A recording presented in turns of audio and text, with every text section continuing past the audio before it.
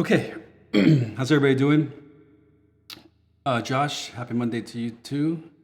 Udo, and I'll just call you Ani. And Joe, Vitor, Gustavo, Gil, Eduardo, and John. Thank you guys for being here.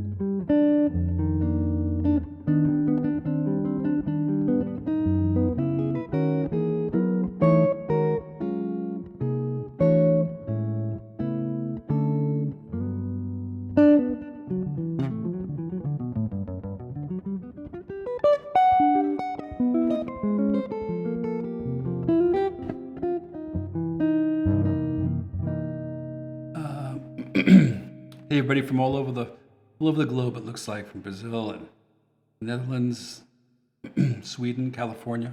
It's awesome, you guys. Thanks for being here. Thank you, Joe, Alex, and Scott, San Francisco. It's awesome, you guys are here from all over the planet, man. It's great. Okay, so here we are on YouTube, and yeah, let's just get started. So I wrote down a few tunes. You guys can start throwing some things at me if you'd like. But I've written down A Train, which I have already set up. And I was thinking about doing All the Things You Are in 3/4. And then Naima, which I did a lesson on not too long ago. I don't know, I keep on looking up there. The reason is I've got a new microphone that's supposed to be more directional, which should improve things for the live stuff and the lessons too.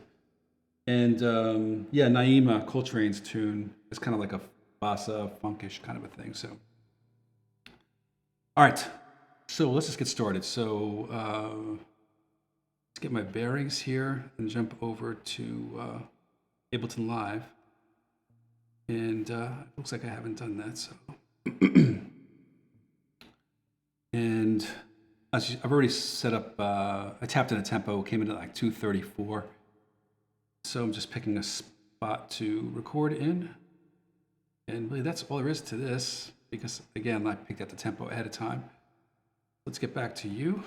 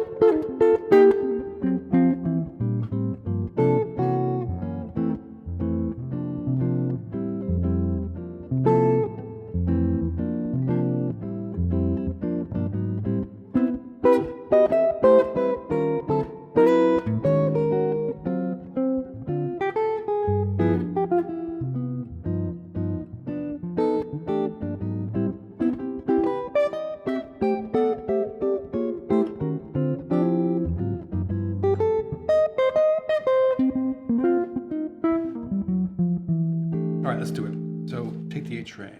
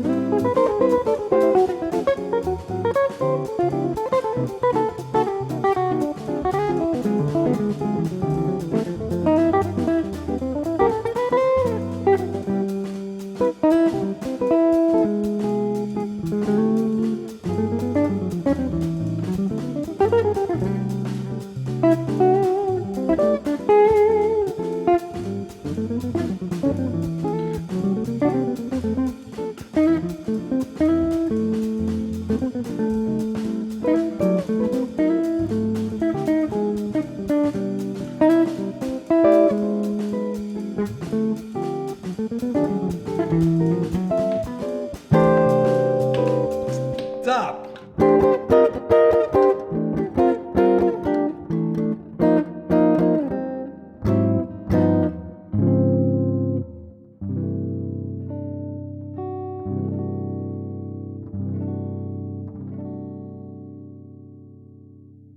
All right.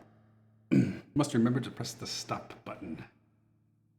Okay, so that was Duke Ellington's Take the Intro. Okay. Tristan from France. J or Jill, I can't even see it. Like J to want to use how to know how to use pentatonics. I've got great pentatonic lessons on my website. I could sit here for 2 hours talking about pentatonics. I try to throw some in there. Hey John, I hope you liked the lesson on the dominance. I like that one. And from Ukraine, and David, thank you for that compliment. That's really nice of you. Would you, let me see, I'll bring this one up on the screen here. So would you play like that in a gig, or would you leave more space? Man, I've been getting hammered lately online about people giving me a lot of stuff about playing a lot of notes, but it's just the way I play. Yeah, I would play with that kind of energy for sure. There's no doubt about that. But, you know, obviously I'm not getting any input from any other human beings here, so it's a very static kind of experience. Hard to explain other than the fact that I'm just playing along with myself here, and after a while, as the loop, even though I played it, but as the loop repeats, I start remembering what I had done and anticipate it. So all that stuff is very unrealistic on a gig, which is why I'm not really a huge fan of any kind of play along things other than just like Drum Genius for solid time and great grooves. But so to answer your question, I would play with that kind of energy, but I'd be much more interactive with the musicians around me, for certain. So. Great question, though. A great thought. Yeah, thank you. Let's see. This is a good question, too. Well, they're all great. Can you talk a little bit about octaves? How do you visualize a fretboard? I was struggling doing fast runs Hollow West. We all do. Yeah, it's you know, I've been asked to do a lesson on that, and the only reason I've been hesitant is because I don't really feel like my level of expertise is to the level it is in other things, because that's such a West thing, you know what I mean? And of course we all do it, but I never put in the time really to try to get it to a level which I thought was up to what I like to think I have other things at. I'm just shutting off notifications here. I mean to kind of getting disturbed. But as far as the visualizing, for me, I always looked at the top note of the octave, you know, like for instance, it's a C. I'm seeing. So if I'm playing,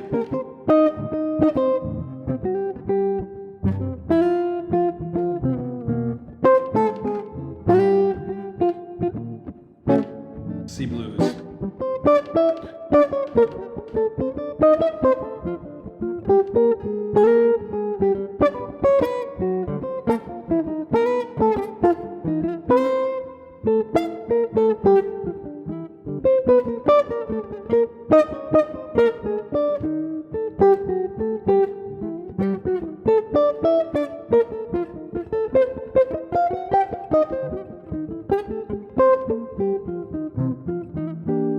So obviously, I just proved to you what I've been saying. It was really, really sloppy. It would really require me to sit down and just play, practice that every single day, for a few months.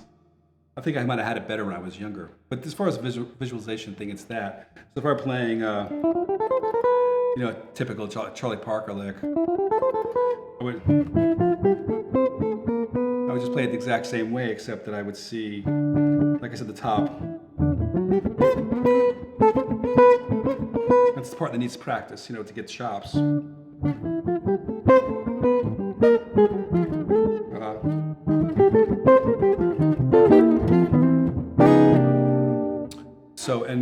Yeah, I'm not about to even touch West Montgomery, but that's how I think about it. Hopefully that's helpful.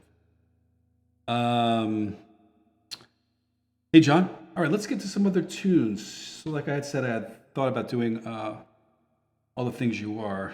So let me get you guys over here. So this requires a couple of steps, changing the meter to 3/4. I want to do it in 3/4 and about.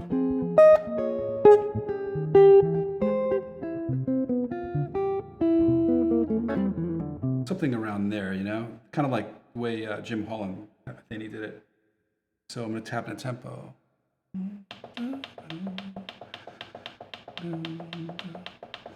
Okay, so that's about 222. It's kind of close to what I just did. Didn't think about that. All right, so here's some good waltzes for this Roy Haynes one. Actually fast. It's too fast for that because of all that snare drum stuff's going on. Let me see about this Tony Williams one.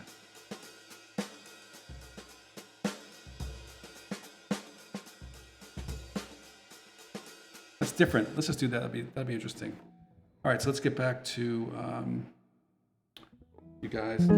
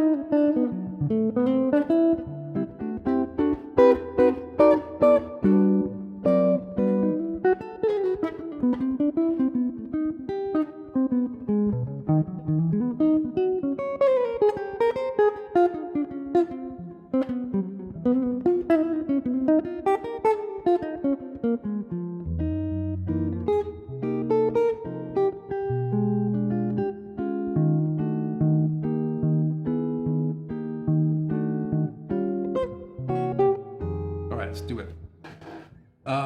Yeah, so we're ready to go.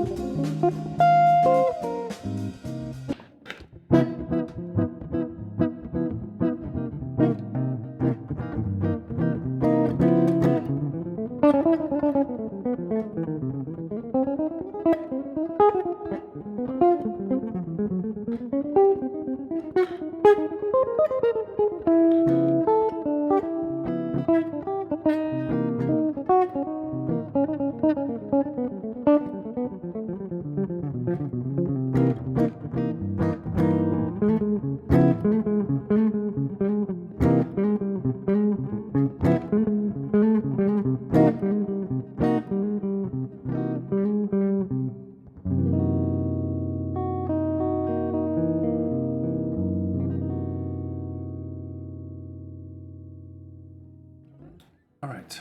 Before I forget, change this back to 4/4. Okay. All right. Oops, wrong button. Sorry. Okay, so that was All Things You Are on 3/4. Let's see. There's some other comments here. Let's see. John.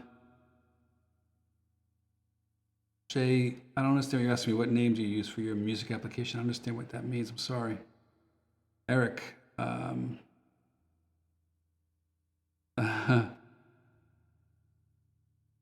Let's see. Great to see a live session. How has the shelter in place been for music? Practice more? No, man. I'm working more, of course. I had a couple of things I had to deal with personally in my own life and my girlfriend's life, which took away some time. But no, I've been working hard, man. For sure. So yeah. Can I recommend any brands for jazz guitars? Like for budget guitars, I think that Ibanez turns out great, inexpensive guitars pretty consistently. I've had a lot of guitar students in my life, and those guitars seem to be the most consistent as far as sounding great, playing great, for a very, very reasonable price. But I would definitely seek out some other advice other than just myself. Oh, and Jimmy is chiming in. Yeah, John, that All Things You Are is great as a waltz, no doubt about it. Joe, if you got 3,000 to 5,000, man, you can get yourself a very, very nice instrument at the top part of that budget you just talked about. Let's see. Yeah, Jimmy's saying the same thing I did. You can get something very good for $5,000. Exceptionally good. Joe, first of all, they're eighth notes, and I don't think I played a 16th note all night. They're all eighth notes because the tempos have been a little fast, and I didn't really think about that. So yeah, I mean, every jazz musician alive, jazz is based on eighth notes. Charlie Parker, Charlie Christian. I'm trying to think of some more Charlies. But yeah, the subdivisions of jazz is mainly the very heavily articulated eighth note. So yeah, okay, cool. Scott, thank you so much. All right, nobody's tossing any tunes at me. So let's see about Naima.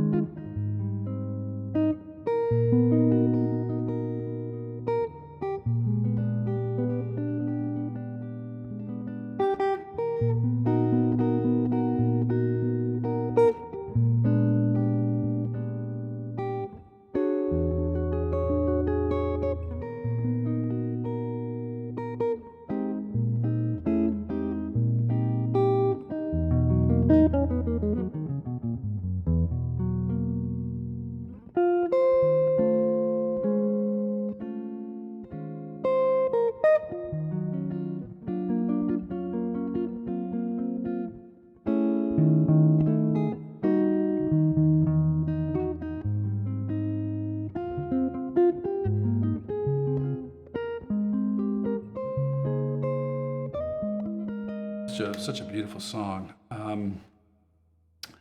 I'm going to put that in as kind of like a bossa nova kind of a thing.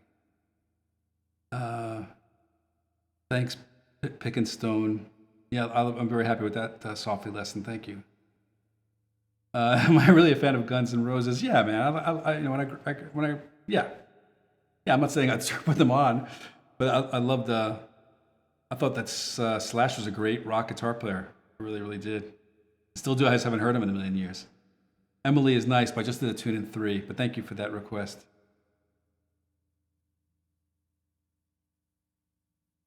Yeah, Pick and Stone. I mean, I hear what you're saying, man. I don't know. I've got mixed feelings about that because a lot of cheaper guitars really aren't that inspiring. Sometimes don't play well, and again, like I talked about the budget Ibanez guitars that really do consistently. But there's something about playing a really nice instrument, for inspiration. Yeah, of course I can play it, but I don't want to do it right following whatchamacallit, another tune in three.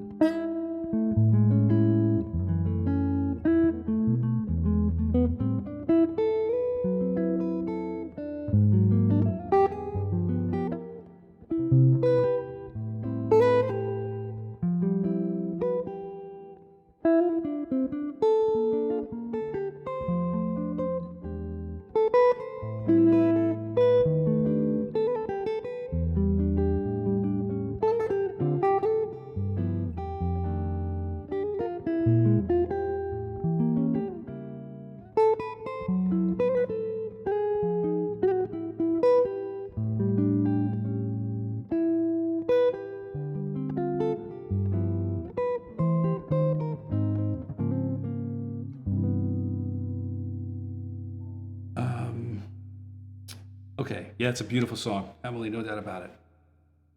Let me think here. What was I doing? Oh yeah, Naima. Okay, so let me switch you guys over with me. Hey, I don't do this.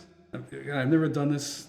It's not gonna be some gigantic thing here, but I think I'm gonna continue to do these on YouTube for a number of reasons. The first one is that you can do it at a higher resolution, so the videos look better and sound better. One thing that always bothered me about Facebook, especially the symbols, get that real compressed kind of a sound and lose their integrity. It doesn't sound that great. Um, the other thing too is they're easier to find. Like if people want to go back and check them out because of the way that they're organized on YouTube. So what I'm going to say to you guys is just if you're enjoying this, just like and subscribe to the channel. This way you'll always get notifications when I do go live. And like I said, I got kind of set back a little bit because some personal things, thank goodness, have all worked out just fine. But especially now that I'm off from teaching at UNF, doing these once a week is relatively doable for me. So like and subscribe. Okay, so now I need to find a let me tap in that tempo. So that is about 137. I just uploaded a bunch of straight eighth things, but let me see what this sounds like. It's like a real song for my father kind of a thing, which actually sounds good. I'll probably end up using that, but let me see some other things.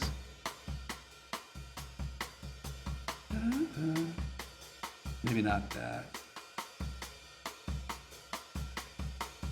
Let's see what else I have. Waltzes. All right, so I guess for this, I gotta get some more bosses. Let's just do that. Okay. All right, so let's try not to make any mistakes. All right. Hold on one second. I just want to make sure the AC doesn't kick on in here because it gets really real noisy, but I think everything's going pretty well.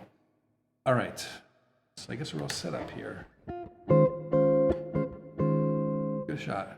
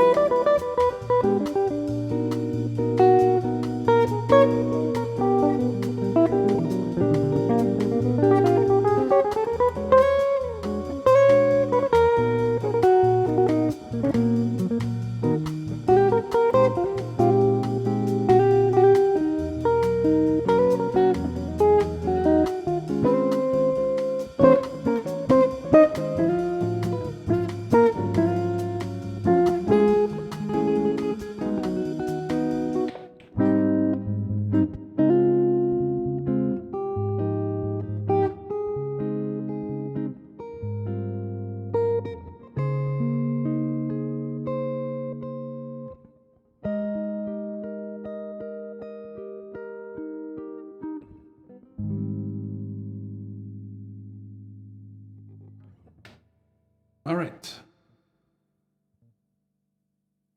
And that was Naima. What caught my attention is just the air is on, but it doesn't seem to be making a difference. I think everything's sounding pretty good. Hey, Sweet Deed, I love your new name. I hope everything is good, man. I think it's good. I've seen a lot of stuff on your Instagram and Facebook. Something by Bird, something by Pat Martino. Pick and Stone, take care, man. Thanks for stopping by. Yeah, Jimmy makes a good point. Make any guitar sound jazzy. Julian Lage plays jazz on a telly. Yeah, Julian is a monster. That is true, though. I'll tell you a very, very quick story. When Mike Stern visited us at UNF, he came to my office. We played some tunes. It was really a great time. I'm giving you a very, very short version of this, but I was playing my Bravo that day, the arch top, and Mike played that it sounded exactly like Mike Stern. And to further that, when Pasquale Grasso came, he had students come up and just play his guitar. He was really generous about that, and every one of the students sounded totally different. So much of the sound is in your hands. I'm completely convinced of that. Let's see what else we got. Yeah, Eric, the endings are hard, man. With Ableton Live, because I've got to be a jazz guitar player and a DJ. It's not easy.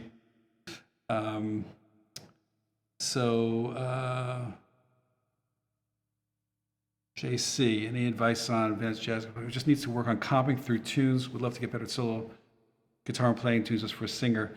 Yeah, I think the first thing you should do is the advice I give very often, which is just to spend a decent amount of your practice time just harmonizing tunes. Open up a fake book. It doesn't matter what song it is, and just make sure you can grab the top note of that melody and put it on a very nice chord voicing. Don't even worry about substitutions or reharmonizations or anything like that. Just you want to get to the point where you could sight read it. That might sound like a tall order. I'm not sure, where you are at, but you should be at the point. In order to do this effectively, you got to get to the point where you can just harmonize any melody on the spot. That's all there is to it.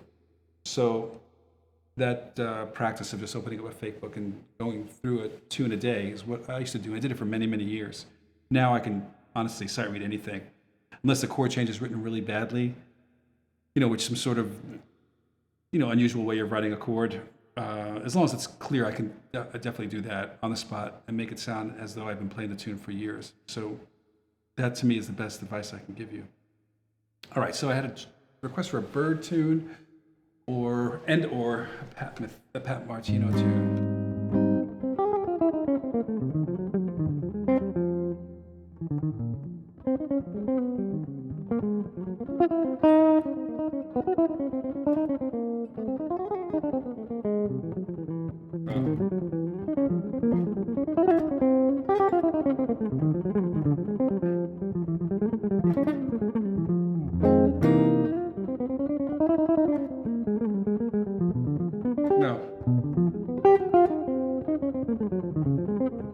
It's funny, I've been playing that tune for millions of years, and just recently somebody pointed out that I've been playing some of the melody parts wrong. It's a note here or two. This part I've always played. That's really...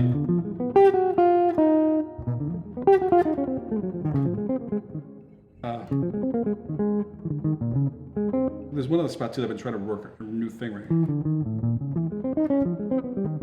right. That spot right there. Anyway, Donna Lee is a Charlie Parker tune, so let's do that one. So let's jump over to Ableton Live, which has become indispensable for these live broadcasts. Man, just love it.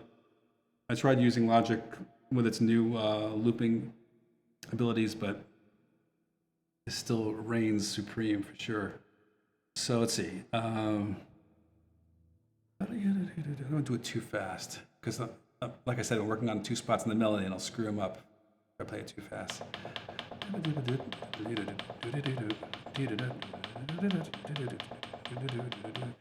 What's that? 259 sounds pretty fast. Let me see how that feels when I play the groove. So here's 258. Philly Joe. Sorry.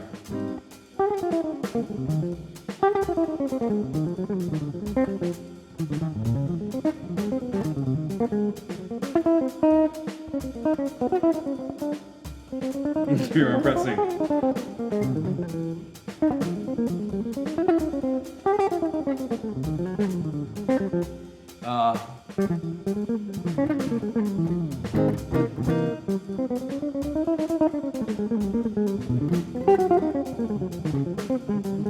So I'm going to slow it down a little bit.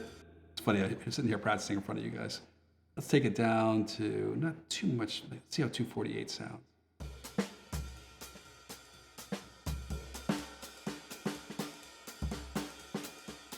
This is Ed Blackwell, which sounds really nice too. All right, let's do that. So we're at 248. All right. Man, somehow I didn't get you guys over to Ableton Live, or is it just flipping over on me automatically? I don't know what's going on.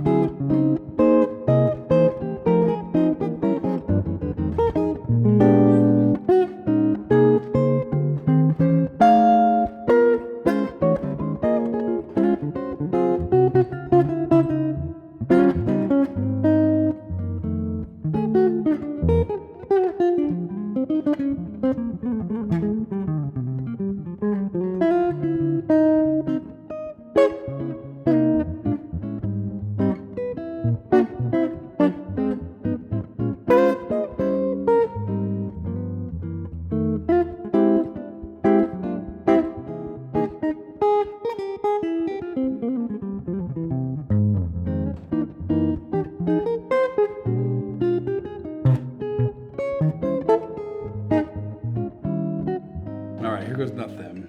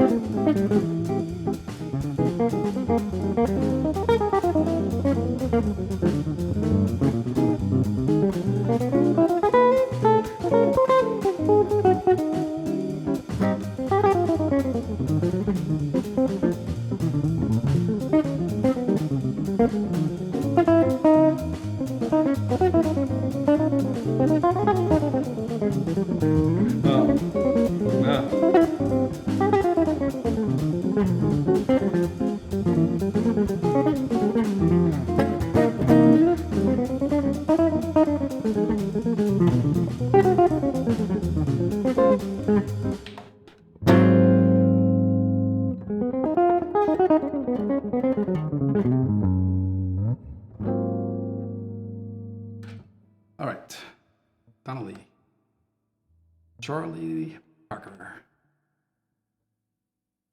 Ooh. There's another good question. Your thoughts on practicing unplugged versus with an amp? Yeah, does it affect your sound technique? Yeah, it does, because when you're playing with an amp, you hear all the extraneous noise stuff that you don't hear when you're playing unplugged. You know, in other words, the amp is picking up all kinds of string ringing that you might not even be noticing. So I think it's really important, at least at some point, just to make sure you're aware of what may be going on and work on your techniques for muting strings. That's the biggest, to me, is the biggest thing.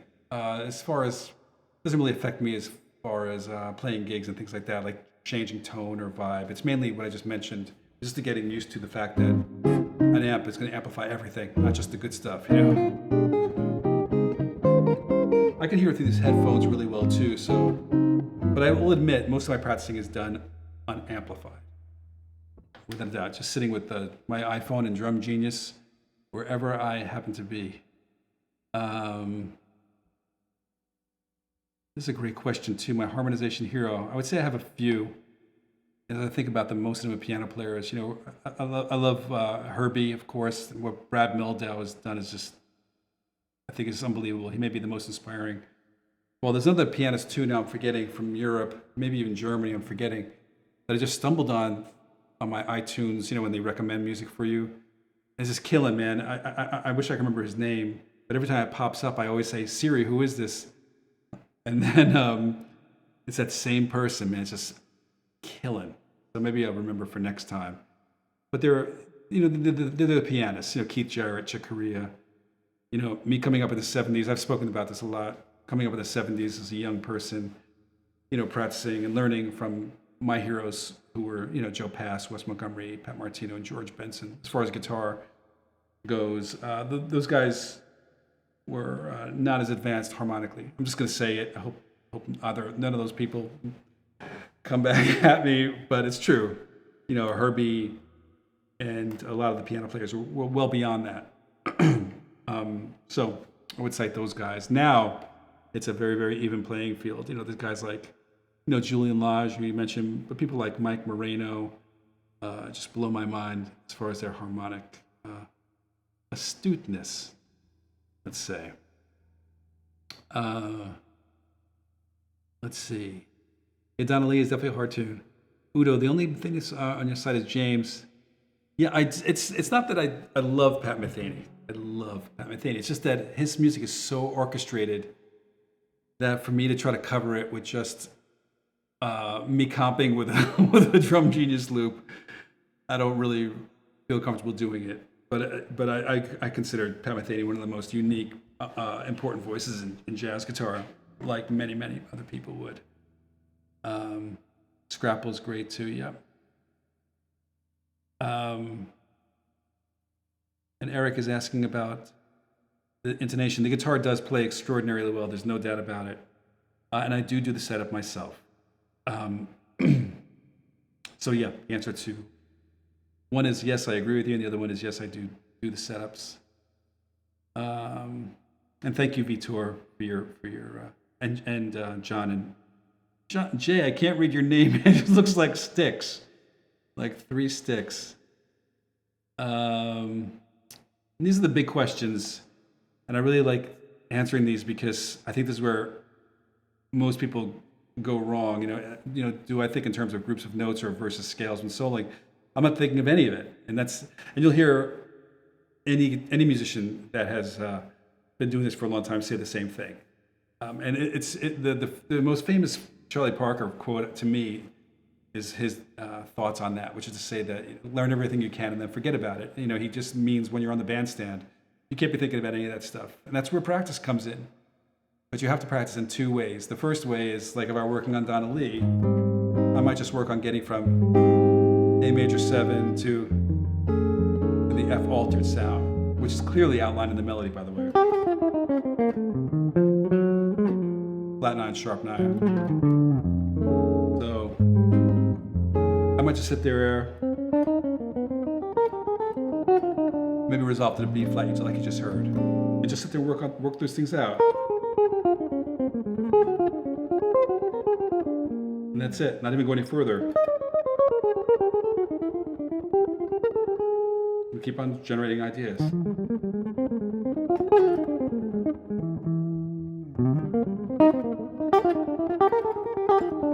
And just sit like that. I would do it much slower, and I would do it with a metronome.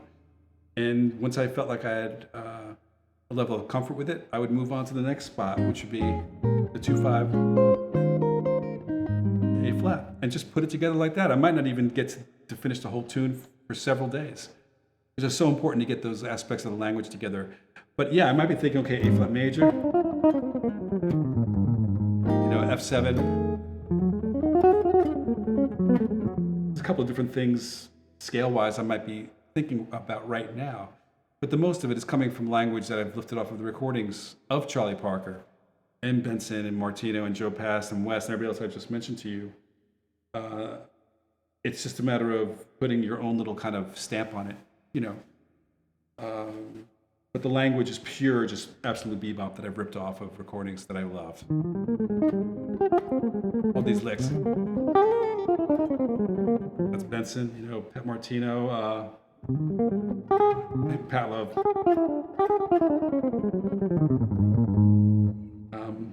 And Charlie Parker, of course.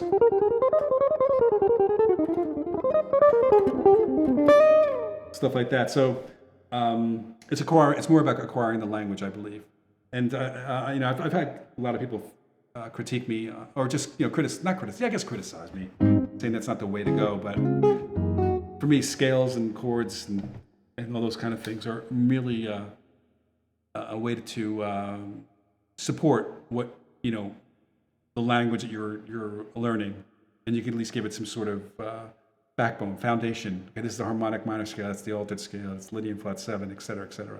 But I never think about it at all when I'm playing. Yeah, there's a flat wounds, there's a 13 gauge flat wounds by Domestic Infeld, which I love. I don't know what Piazzolla song is. Now, somebody had the only Martino tune I do know is the one I play a lot.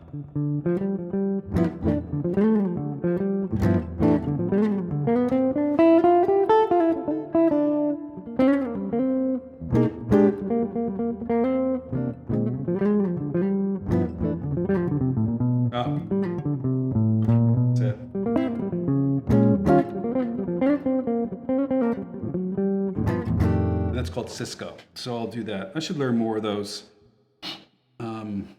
That's got a lot of fun tunes to play.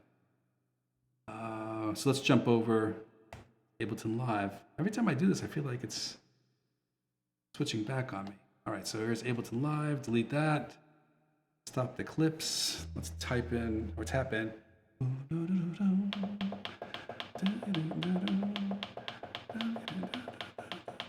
right, so that's about 220. That's a Bill Stewart groove, that's right there. That's perfect. All right, and let's get back to the main screen. And here we go, some Pat Martino, Cisco, from the record El Hombre.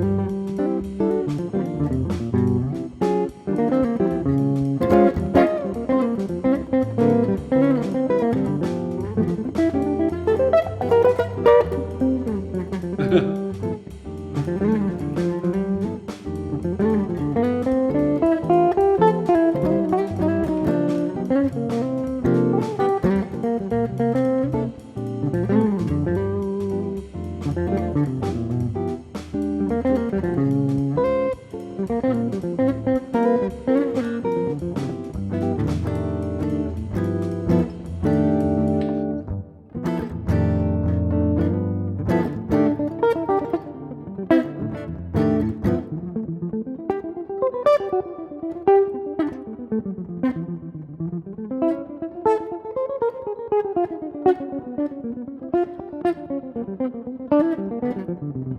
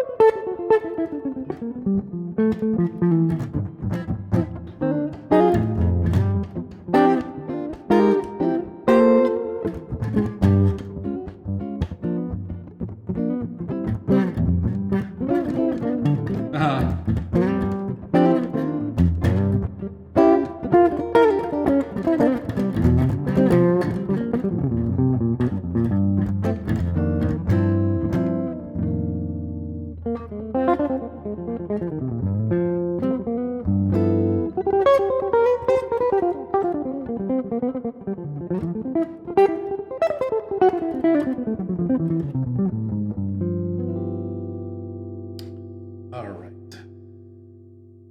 Cisco by Pat Martino. Hope he's doing all right. Don't really see many updates from his GoFundMe page, unfortunately. Don't know. All right. Let's see. How long have I been online? Okay, yeah, let's maybe one more, two more. Oh yeah, the applause button. Definitely, as I always say, I need an assistant. Josh, that solo on Cisco was killing. That whole record, man. The whole record is so inspirational, man. The Just Friends, obviously, is my favorite. But it's incredible that Pat Martino's in his early 20s on that. And you still listen to it today and think, holy crap. It's just absolutely amazing. Let's see. Jason, I've been playing. I'm sorry about laughing. Jason, it's a nice picture of you, by the way. Struggling with theoretical approaches and really want to be able to free solo. Is there a way to learn to improvise in 3 months? No, there's not. There's not. I can tell you how to do it, but it's not going to take you 3 months, man. It's not going to take you 3 months. It's a lifetime. I work on it every single day. I know a lot of people say that just to make you feel better, but I'm being honest with you. I struggle with stuff every single day still, and I have tonight. But in my opinion, the way to do it is to pick 2 or 3 people that blow your mind. Learn those solos off the recording with just your ear. Don't write anything down. Memorize all of it, and play with the recordings every single day for months until it just sounds like there's one very loud guitar playing on that recording. And the other part of it is just extracting the lines that you'll find usage for. In other words, 2-5-1's the obvious thing. But even if you find a really cool blues lick, learn it in many, many different positions on the neck, different keys, insert it in tunes that you're learning. That's the process, man. I'll tell you, and everybody who wants to listen is I didn't come up with this on my own. I was so fortunate to have a roommate at the Berklee College of Music who was a monster piano player. His nickname was Bud because everybody thought he sounded like Bud Powell. Don't forget, we're 18 years old, These guys are amazing. But his best friend was Dave Kokoski, and Dave Kokoski is now one of the most foremost piano players on the planet. And that's what Dave did. I'll tell you, first hand, I watched them do it. I heard them do it. I heard them lecture me on how to do it. And that's how I've done it. And that's how I tell people to do it. So, and that's what they did. And they worked so hard at it, man. Anytime you may think like, Dave is pure genius. Even back then he was an 18-year-old boy, But if you think that he just was born with it, he worked hard, man, really hard. But he's a giant and such an important person in my musical life. And I'm so, like I said, that's one of the most fortunate things that ever happened to me is being able to become friends with him and hang out with him like a little puppy dog, just following him around everywhere, And playing gigs with him too. I would be shocked when he would call me for a gig because I never felt like I was even close to being able to hang with him. But I did so many gigs with him when both of us got back from Boston and he was living in New York and I was living in Jersey. And I played with him so many times. And every time I walked out of there, like with just my head just to the pavement, like, oh my God, I'm never going to be able to do this. So anyway, I know I got off on a tangent, but Eric, Well, thank you, by the way, for sending me a few bucks. That's really nice. I don't know what that is. Hands doing the sign of the horns with sparkles around. I don't know what that is. I'm sorry. Um, Uday, no, these are Drum Genius groups, the Drum Genius app for iOS and Android. And I have a video on my website, totally free, on showing you how to import them into a Mac at least. I don't know how to do it on a PC because I don't own a PC. But Drum Genius, it's a must-have app for the jazz musician. Fred, thank you so much. Brian Davis, this is a good question. I do. I definitely do. And I've applied it to my own thinking in melodic minor, which has led me to the idea of something I call the secret jazz chord, which I have a lot of information on my website. So yes, there's no doubt about it. It's solid, man. It's a solid way to think about harmony. It's just honestly, it's super insightful. And again, I'll just say, guys, if you're enjoying this, subscribe and like my YouTube page, and I'll keep on coming back to you guys. Would love to grow the audience even bigger than it is now. I have like a little over 10,000 people, but I would love to see it grow even more. Let's see. Turn out the stars. I don't know that one either. I'm sorry. On the Trail, these tunes I don't know. I'm so sorry. In R.D. Patterson, that's right. 10,000 hours. Yep. 3 months, man. You go ahead and see if you could do it and come back and report to us 3 months from now. And if you come back here blowing me away, I will bow down to you with the ultimate respect. Let's see. Humpty Dumpty, I don't know off the top of my head. That would be a tune I'd have to work on. Let's see.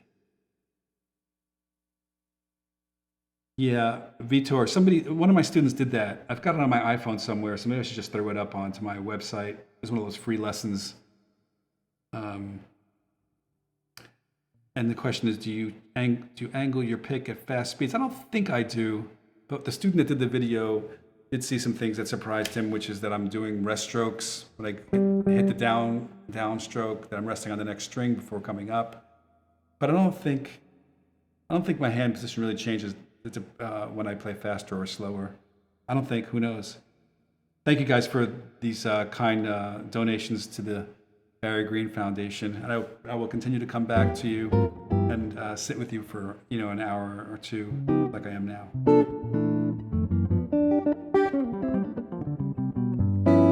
All right. And Pick and Stone, Miles Stone's is a tune that I've let slip also. I remember playing that at Berkeley a lot, but nobody ever plays that tune, and I haven't played it in probably that many years. So let's see, what can I end with?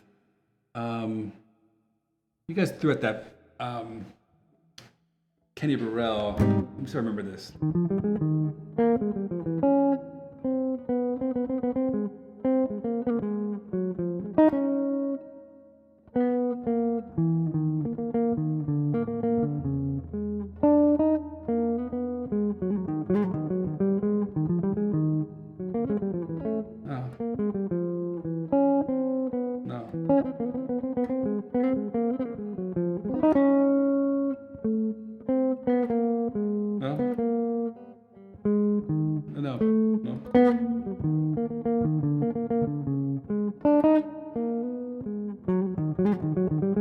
One more time. I think I have it though.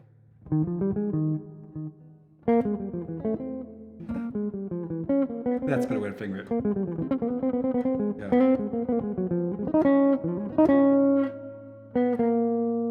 No.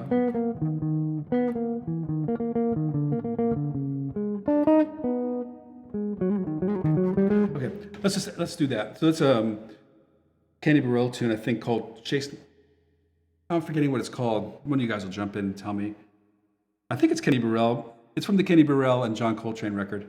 Somebody told me a story that Wes Montgomery was asked to do that record first, and he turned it down because he said he was not, I don't want to say scared. I can't imagine Wes being scared of anybody. But the story is something like that, where he didn't feel like he was up to the gig. If you guys have heard the same thing and know the story, I'd be happy to, put it up there on those comment things that I've been doing. But this is a bird blues in A flat. All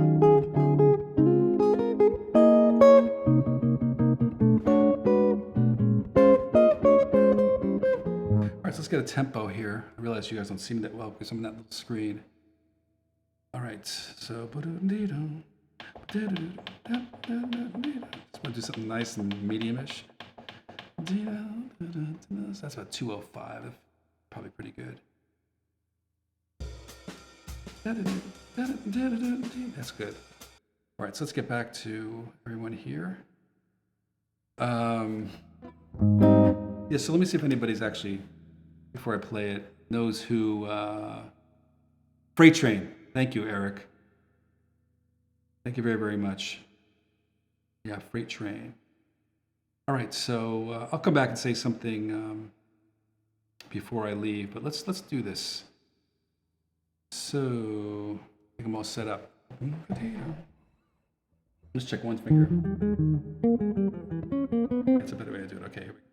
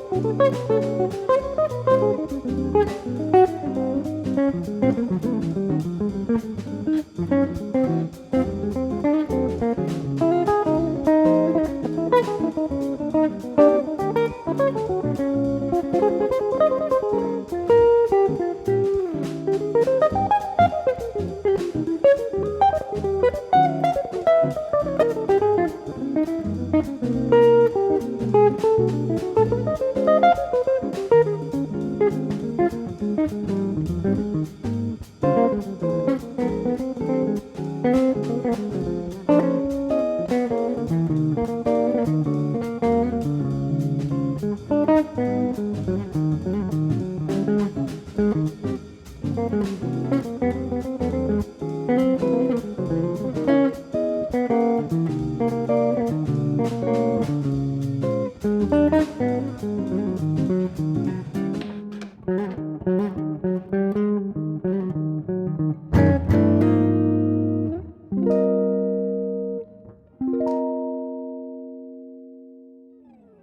right, Freight Train, Kenny Burrell, great tune.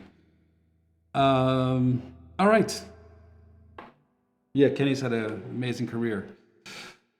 Okay, all right. Thanks everybody for being here. Thanks also for you guys who have sent me a few bucks. I really, really do appreciate that. Super, super kind of you. So I will be back. I'll be back. I don't have anything on the calendar anymore to slow me down. So should be back sometime next week. So everybody continue to stay safe, stay healthy, and thank you again for being here. And I'll see you next time. All right.